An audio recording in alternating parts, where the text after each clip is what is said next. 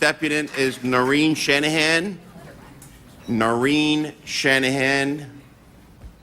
Noreen Shanahan. Okay, we'll move on to Kevin Clark. Yes, I'm Kevin Clark. Kevin Clark. I'm his. I know. You know what? You aren't the same Kevin Clark that was on the. From Kevin authorizing. You know what, ma'am? on his Honestly, behalf. listen, ma'am. With all due respect, you have to be the Kevin person today on the after he was list. thrown out of here. He You gave me a letter to cannot, speak on his ma'am. behalf.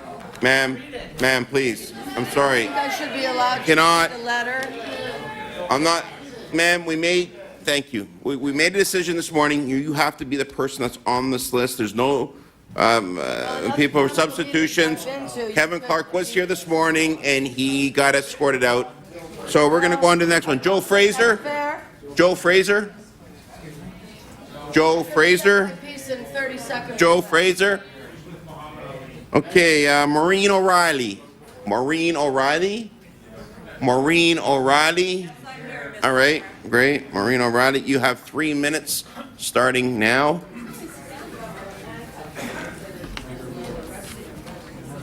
Good morning. I am here speaking to you today as the president of the Toronto Public Library Workers Union Local 4948.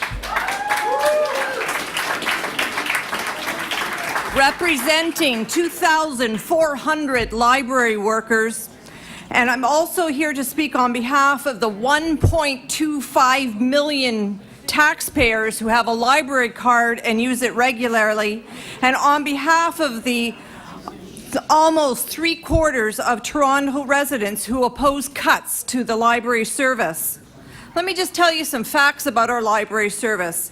In 2010, we circulated 32 million items, and that's up 24% since amalgamation, and that's one of the ways in which we measure our business. And even this fact boggles my mind. In 2010, 18 million Torontonians came through our doors. 800,000 citizens attended our programs, and I'll tell you, 10% of the staff has been cut since 1988, and that's quite something if you want to talk about productivity levels and efficiencies.